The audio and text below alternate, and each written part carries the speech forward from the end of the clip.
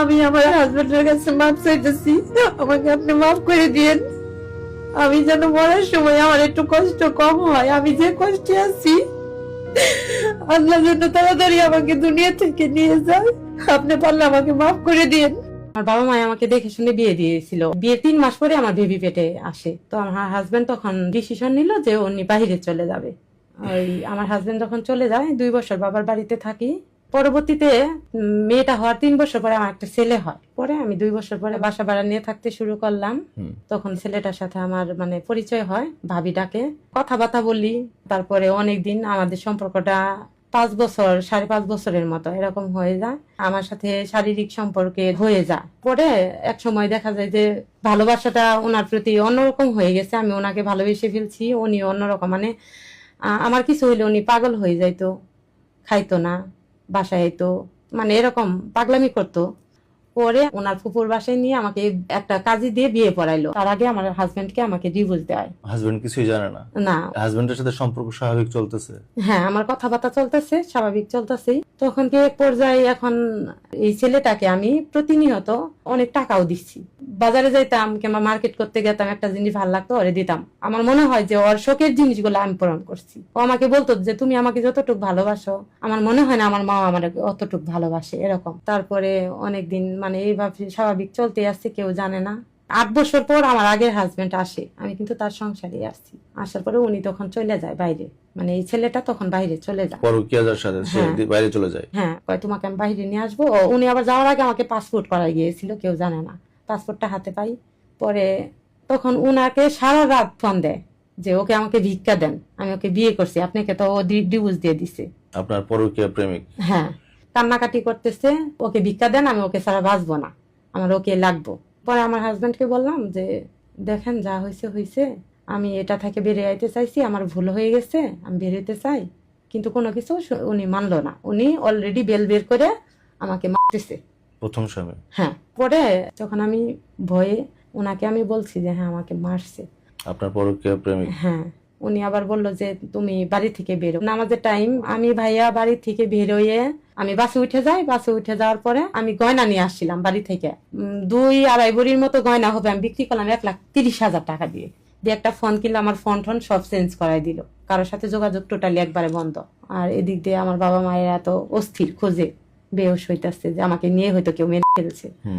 Private car ভাড়া কইরা উনার এক পরিচিত ভাই আসলো, আইসা আমাকে এয়ারপোর্টে কাগজপাতি সব রেডি করে ঢুকাই দিল। সব হয়ে গেছিল? হ্যাঁ, সব হয়ে গেছে। যাইতে পারলাম না, ইমিগ্রেশনে যাই আমি আটকে গেলাম যে আমার কাবিননামা নেই। হাজবেন্ডের কাছে যাবো, কাবিননামা লাগবে না, এই জন্য আটকে গেলাম। তখন রাতের বাজে 3টা। পরে আমার যে পরকীয়া প্রেমিক কান্দাকাটি করতেছে, উনি বলতেছে যে আমি আসতেছি তোমাকে নিতে। উনি পরের দিন টিকিট কেটে চলে আসলো। আমার ওই পরকীয়া প্রেমিক কম্বোডিয়া থেকে চলে আসলো। পরে আমরা 7 দিনের মতো ছিলাম হোটেলে। পরে আমার বোনকে ফোন দিল, ওনাকে ফোন দিয়ে বললো যে আমি যাব, আমাদের বিয়েটা পড়াই দিবেন, আমি রিটার্ন টিকিট কাটে আসছি, ওকে আর নিব না, ও বাচ্চাদের সাথে বাসায় থাকবে, আমাদের বিয়েটা করাই দেন আপনারা নতুন করে, আমি দেশের বাইরে থাকবো, ওর যা খরচা লাগে আমি দিব। পরে ওরা আবার আমার ফ্যামিলি আবার আমাকে পাওয়ার জন্য সে শুনছিল আমাকে নিয়ে বাইরে বিক্রি করে দিবে। আপনার পরকীয়া প্রেমিক? হ্যাঁ, এটা ওনাদের ভয় ছিল আমার ফ্যামিলি। পরে আচ্ছা ওর কথায় রাজি হলাম। একটা প্রাইভেট কার নিয়ে রওনা দিলাম, আমার খালার বাড়িতে গেলাম, ওইখানে যেতে বললো। ওখানে যাওয়ার পরে আমি যখন রুমে উঠে যাই তখন বাইরে থেকে লক করে দিল। তারপরে বললো, আমার ফ্যামিলি বললো যে গয়নাগাটি বিক্রি করছে, টাকা পয়সা নিয়ে গেছে, তো এগুলা দিতে হবে। ওর পাসপোর্ট, আমার পাসপোর্ট, ওর ল্যাপটপ, এগুলা সব ফোন টোন সব রাইখে দিল। উনি চলে গেল, ওরা ওই রাইতে চলে গেল, ওদের সবকিছু রাইখে দিল, কাগজপাতি, ডকুমেন্টস। আমার কিন্তু রাগ একটাই যে আমার ফ্যামিলি যদি আমাকে চাইতো তাহলে এত মানুষজন, এত সাংবাদিক, এত কিছু বলার কি দরকার ছিল? আমার তো বাণিজ্য শেষ, সারা এলাকার মানুষ জানে, ডিস্ট্রিক্টের মানুষ জানে। এখন আমার ভাই বললো যে এরকম ঘটনা অনেক ঘটে, আমরা তোকে মেনে নিছি, তুই এই সংসারই কর, আর তুই যদি আমাদের হ্যাঁ, তুই যদি মেনে না নেস তাহলে আমরা কাস্টডিতে দিয়ে আসবো, পুলিশ কাস্টডিতে। তো আমি রাজি, পুলিশ কাস্টডিতেই যাব, কিন্তু ওনার সাথে আমি থাকবো না, প্রথম স্বামীর সাথে থাকবো না। হ্যাঁ। পরে ওদিক দিয়ে এদিকের এক ছেলে আমার পরকীয়া প্রেমিকের বলছে ওরে তো কাস্টডিতে দিয়ে দিবে। তো ও আবার ওইখানে উকিল ঠুকিল ধরে ফেলছে যে আমাকে ছাড়াই নিয়ে আসবে। এদিক দিয়ে আমি পালাইছি, পালাই ওর বাসায় চলে গেছি, পরকীয়া প্রেমিকের বাসায়। হ্যাঁ। তখন পরকীয়ার প্রেমিকের বাবা আসলো, আইসা বললো যে ও আমার ছেলে বিয়ে করছে, ও আসছে, আমি ওকে মাইনে নিলাম। পরে আমাকে একটা রুমে রাখলো, রাখার পরে আমার পরকীয়া প্রেমিকের কাছে খবর গেছে। পরে আসলো, আইসা আমার কপালে একটা চুমা দিল আর কি, দিয়ে বললো যে তুমি আইসো, তুমি আমার, তুমি আর কারোরই না, সব ঠিক হয়ে যাবো, একটু ধৈর্য ধরো। পরের দিন সকালে নতুন করে কোর্ট ম্যারেজ করে বিয়ে করবে আর কি। পরে 5 লাখ টাকা কাবিন করে সব রেডি হয়ে গেল, রেডি হয়ে বিয়ে হয়ে গেল। হোটেলে থাকলাম আমরা ঢাকা, যে আমাদের পাসপোর্ট আটকে দিচ্ছে, আমরা নতুন করে পাসপোর্ট করব, হারাই গেছে বইলে থানা জিডি করলাম বাড্ডা থানাতে। বাড্ডায় একটা হোটেলে থাকলাম, থাকার পরে ওই হোটেলে ওর বাবা মা ওকে কি বলছে বলতে পারবো না, হোটেলে আমাকে রেখে ফেলে চলে গেল। পরকীয়া প্রেমিক? হ্যাঁ। পরে হোটেলের ছেলেটা আমাকে বলতেছে যে আপু আপনার সময় তো 12টার সময় শেষ, আপনি চলে যেতে হবে। আমি কই ভাইয়া আমাকে আর 1-1.5 ঘন্টা সময় দাও, আমি যাচ্ছি। আমার বিশ্বাস উনি আমাকে রেখে যাবে না, আমি থাকবো, উনি হয়তো ঘুরে আসবে, আমাকে ভয় দেখাইতেছে। না অনেকক্ষণ হয়ে গেছে আসে না। পরে এগুলো কেন করতেছে আপনার সাথে হঠাৎ? আমি জানি না হঠাৎ করে কেন করতেছে। পরে আমি আসলাম, আসার পরে আমি কাপড় চোপড় নিয়ে বেরিয়ে গেলাম, কমলাপুর স্টেশনে আসি। ফোন ধরে না, তুমি কোথায়, আমাকে নিয়ে যাও। আমি তো ভাবছি তুমি স্টেশনে আছো, আমি দূরে আসছি, শুধু বলে দূরে আসছি। আমি 12:30টার দিক দিয়ে গেছি, পৌঁছেছি কমলাপুর স্টেশনে, রাতে 10টা বেজে গেছে। সবাই আমাকে টার্গেট করতেছে যে এই মেয়েটা সেই দুপুরবেলা আসছে, এই মেয়েটা যাইতেছে না কেন। আমার চোখ দিয়ে খালি পানি ঝরতেছে, কান্নাকাটি করতেছি যে আমি কি করলাম, কই থাকবো, কই যাব, আমার কাছে তো টাকাও নাই, গাড়ি ভাড়াও নাই, আমি কই যাব। এরকম করতে করতে রাতে 2টা বেজে গেল। আমি সারা রাত বসে কাটাইলাম। একটা কাজের বুয়া, ওনার বাড়ি হলো আমার বাড়ির এলাকার কাছাকাছি, উনিও আসছে। ওই আন্টিকে বললাম যে আন্টি আমাকে একটা টিকিট কেটে দিবেন, আমি বাড়িতে যাব। পরে উনি আমাকে টিকিট কেটে দেয়, ট্রেনে উঠলাম। ট্রেনে উঠে কোথায় গেলেন? আমার এলাকার বাড়িতে। পরে ওনাদের বাড়িতে আমাকে উঠতে দেয় নাই, এবং কি আমার নিজের বাবা মা তো আমাকে মেনে নেয় নাই, উঠতে দেয় নাই কে। এখন আমি ঢাকাতে আছি, উনি আমাকে ডিভোর্স দিয়ে দেশের বাইরে চলে গেছে। আমি কোর্টে একটা মামলা করেছি দ্বিতীয় হাজবেন্ডের নামে। হ্যাঁ। আর আমি যে ভুলটা করছি, আমার মতো যেন ভুল কেউ না করে। আমাকে এখন মারার হুমকি দেয় তার ফ্যামিলি। দিনের পর দিন আমি হুমকির মুখে আছি, আমি বাঁচতে চাই, আর আমার মতো ভুল যেন কেউ না করতে চায়। আর আমি আমার বাচ্চাদের কাছে ব্যাগ চাইতে চাই। বাচ্চারা কোথায় আছে? প্রথম স্বামীর ঘরে বাচ্চারা কোথায় আমার আছে? বাবা মার কাছে আছে। আপনার বাবা মার কাছে? হ্যাঁ। আপনার বাবা মার সাথে আপনার যোগাযোগ আছে? হ্যাঁ, আমি যোগাযোগ করছি আমার মার সাথে, আমার বাচ্চাদের সাথে যোগাযোগ করছি।